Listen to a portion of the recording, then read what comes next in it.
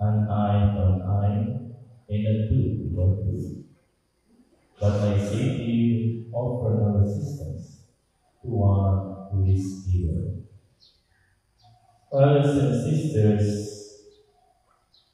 the gospel today is very short, and yet this is one of the so-called critical and difficult part of the teachings of Jesus. And most Christian Catholics, when they hear this gospel, they will say, "Di ko kaya tanggapin." They cannot accept that it should be this, because let us be frank and let us be realistic. It is not easy if somebody hurts you.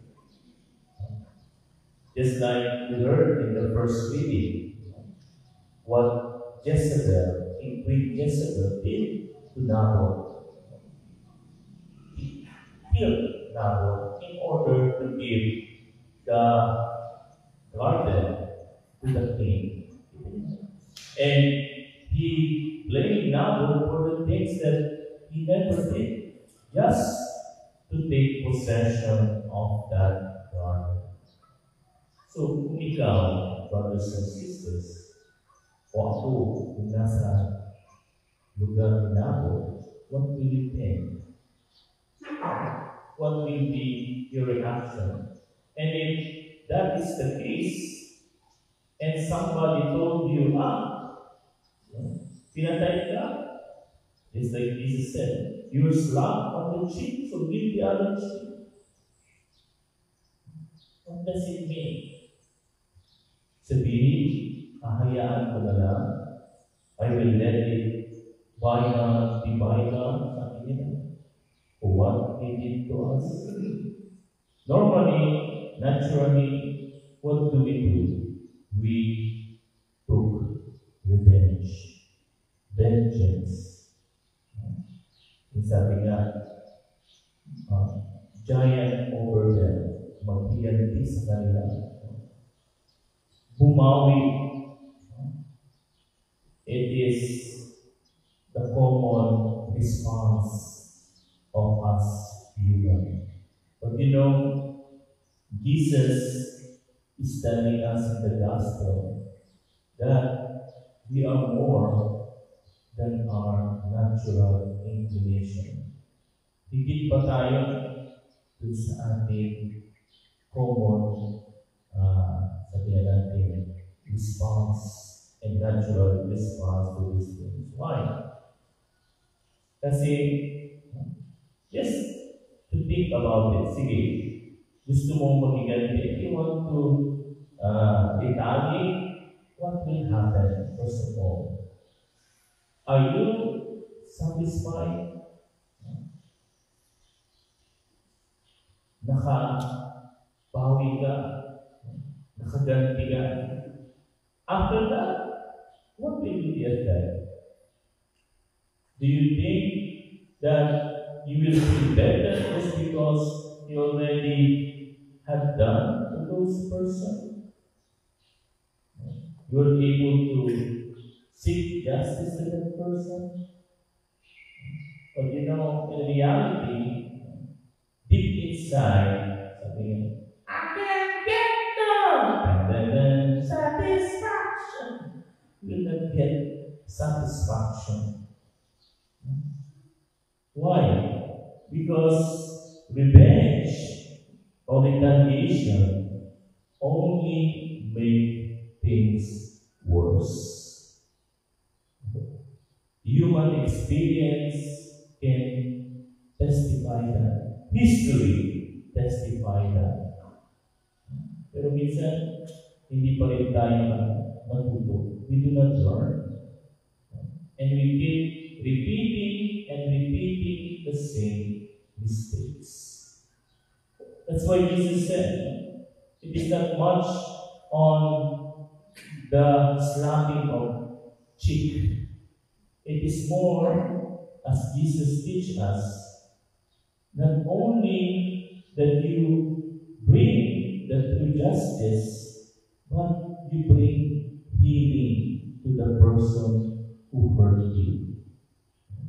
And it is important that let God do the revenge for you.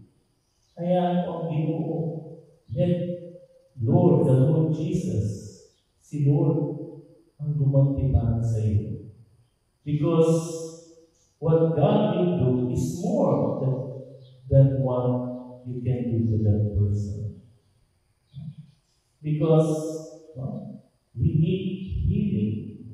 Hindi lang yung makaganti ka, tapos na importante na yung gumawa sa iyong masama ay mahindi siya. He can also, in his own conscience, admit that what he did or she did is wrong. Kasi anong mangyayari? If you do on your own, if you do the vendetta or revenge or vengeance on your own, it will only create a circle of violence, a circle of hate, a circle of anger. Kaya di ba, naranasin sa Manila, sa Tondo, because our part is near Manila and Pasay. Dati, may mga gang-gang, mga Sputnik, City-City, Salisgan, why bakit nagkaroon ng mga gang sa tingin mo? And also, yung tinatawag na mafia sa Italy, mga mafioso. Why did that happen? Bakit nabuo yung grupo na yun? You know why? Because they are families who attack other families, and then at the end, the other families attack again the other families, killing both parties at the end. Pinatay niyo yung nanay ko, pinatay niyo yung kaibigan ko, yung barkada ko. Sige, gagawin kita. See? But that is what happened. That is the root cause of this group and God. Patayan, retaliation, vengeance.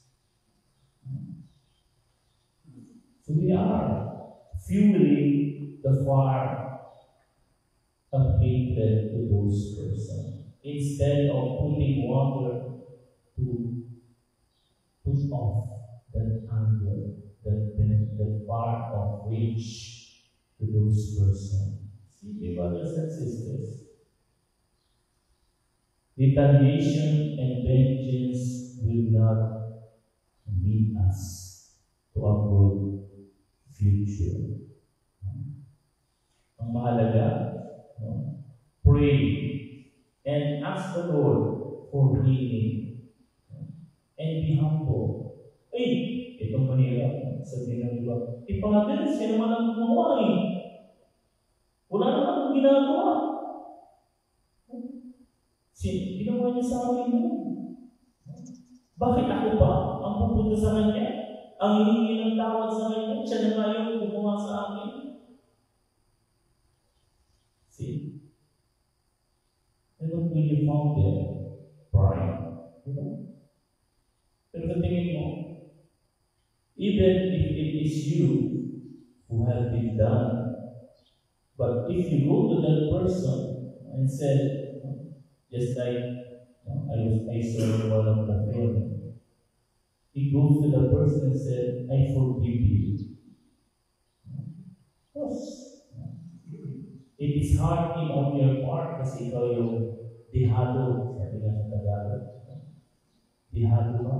Ikaw yung talo. Pero, even if you are the one who is hurt, but you go out of your human nature's tendency and go to the person and say, no matter what you do to me, I forgive you. Because God wants us to be healed.